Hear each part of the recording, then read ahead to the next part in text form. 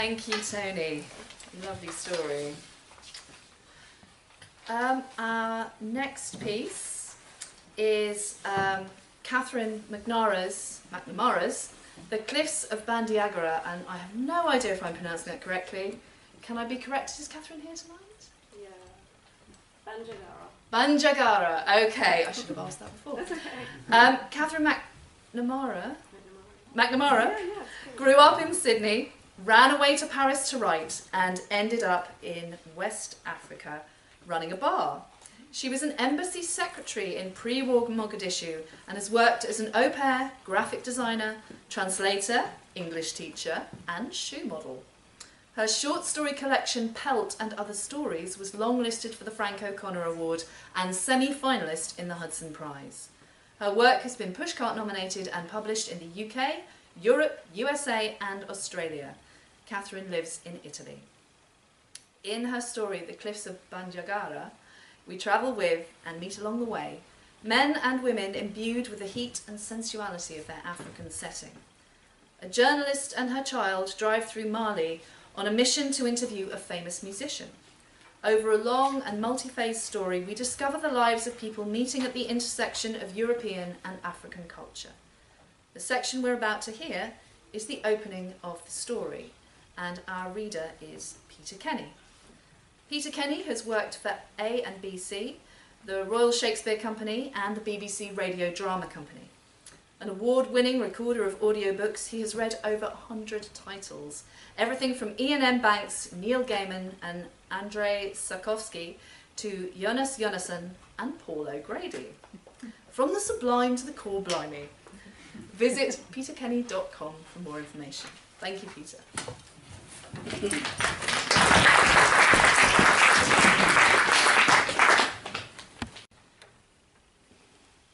A woman, her son, a man and a trader drive north to Mali to interview a musician for an English record company.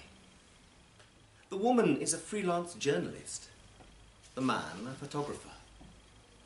She does not know that the musician is sick and leaving for a concert in Denmark in a matter of days. The interview has been arranged, or half arranged, by a man in London whose French is not good, who thinks he has spoken to the right person in Bamako. This is pre-internet, pre-kidnappings, pre-terror videos. The Twin Towers have fallen weeks ago. The land is flat and soundless, and her history manifest in adobe mosques crumbling along the ancient slave routes, and painted boulangerie signs in villages where commendable baguettes are sold. The road is a silver spear. The days are dense contracts between these four people. Between the messy, unscripted towns, there are baobabs. Once, the boy makes them stop the car on the side of the road. The engine tickers. The boy has a new front tooth that has come down crooked, which his mother intends to have fixed.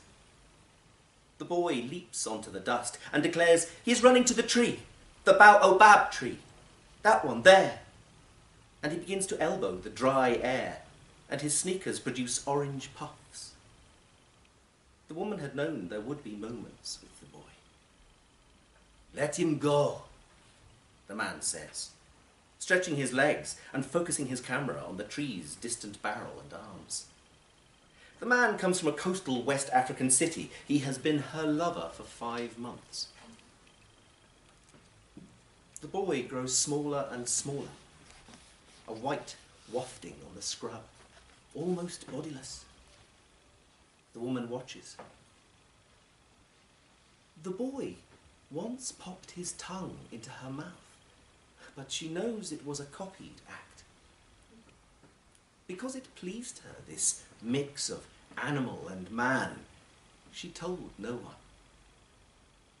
She wonders, when her son turns back to the group by the jeep, what compulsion he might feel towards her.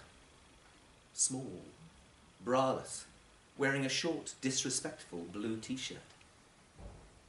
Will he recall this scene when he is a man, staring back at some woman he loves? The trader, who is named Cisse, remains in the car. He is dressed in a clean white shift and cradles his head. At least once a day, Cisse claims he has malaria. Cisse has them stop at a town he says he knows well. It is a castle. They have just driven for miles and miles over rucks of sand. He says they should first buy their baguettes ici, pointing to a stall where a girl lies on her arm asleep. The photographer does not like to follow Cisse's recommendations. He is not convinced that the trader needed to come along and dislikes the sing-song of Cisse's French. Instead, the woman, who once lived in Paris, sees the irony of perfect baguettes under her arm and greasy notes with a northern figurehead flattened on the counter. She hoists herself back into the jeep and gives a heel of bread to the boy. Cisse leads them to a place where he says there is excellent sheep meat. They are installed in a hot back room on benches and given 4 bottles of Coke that sit in pools. The green walls are smeared with handprints to shoulder height. The prints are vigorous. They set off a frequency on the air. A platter of mutton bones piled high is served by a man in a filthy shirt. In the town, the blonde boy is chased by other children and his flat hair is touched. He begs Cisse to tell him how to say, "Don't touch me, please." Cisse, who is a vulgar man, more vulgar than his companions know, tells him to repeat this in the local language. "My mother, she is horny."